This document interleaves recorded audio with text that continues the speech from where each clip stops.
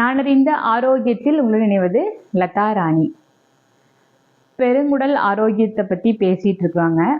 இப்போ அதனுடைய முன்னுரை மட்டும் ஃபஸ்ட்டு வீடியோவில் கொடுத்துருந்தேன். இப்போது நம்மளுடைய பெருங்குடல் கட் ஹெல்த் பாதிச்சிருக்கு அப்படிங்கிறதனுடைய அறிகுறிகள் ஒவ்வொன்றா ஒவ்வொரு பார்ட் 1, பார்ட் 2, பார்ட் 3 அப்படி போடலான்ட்டு இருக்கேன்.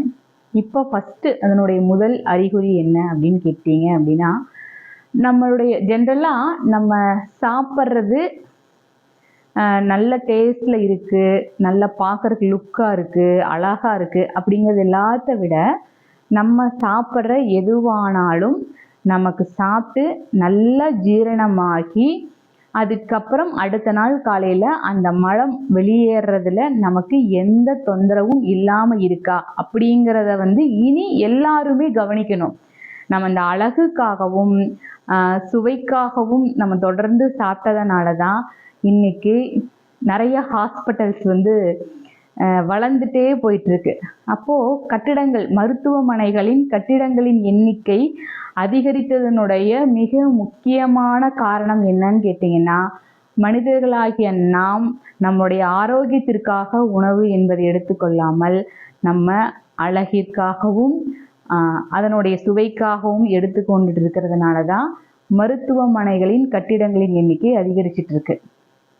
அப்போது நம்ம ஃபஸ்ட்டு நம்ம சாப்பிட்ற ஃபுட்டு நமக்கு நல்ல ஜீரணமாகுதா அப்படிங்கிறதுல நம்ம ரொம்ப கவனம் எடுத்துட்டோம் அப்படின்னா பாதி மருத்துவமனைகள் கம்மியாயிரும்.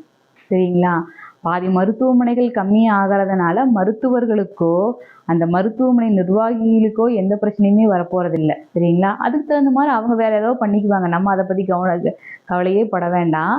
ஆனால் நம்ம எல்லாருமே நல்லா இருக்கலாம். அதைத்தான் நிறைய இயற்கை மருத்துவர்கள், ஆயுர்வேத மருத்துவர்கள் எல்லாருமே சொல்கிறது என்னன்னு கேட்டிங்கன்னா, உணவே மருந்து, உணவே ஆரோக்கியம் அப்படிங்கிறது.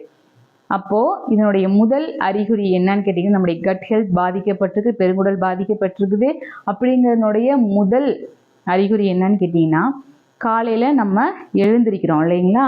அப்போ எந்திரிக்கும் போது பார்த்துட்டிங்கன்னா பயங்கரமான சோர்வு.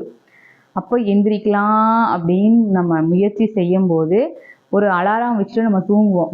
அப்போது அந்த அலாரம் பக்கத்தில் இருந்ததுன்னா அதை எடுத்துட்டு ஆஃப் பண்ணிட்டு கூட நம்ம தூங்குற லெவலில் இருக்கிற சோர்வு. அதுக்கடுத்தது பார்த்திங்கன்னா, எந்திரிக்கும் போது நம்மளுடைய எல்லா ஜாயிண்ட்டுகள்லேயுமே வலியின் தன்மை அதிகமாக இருக்கிறது.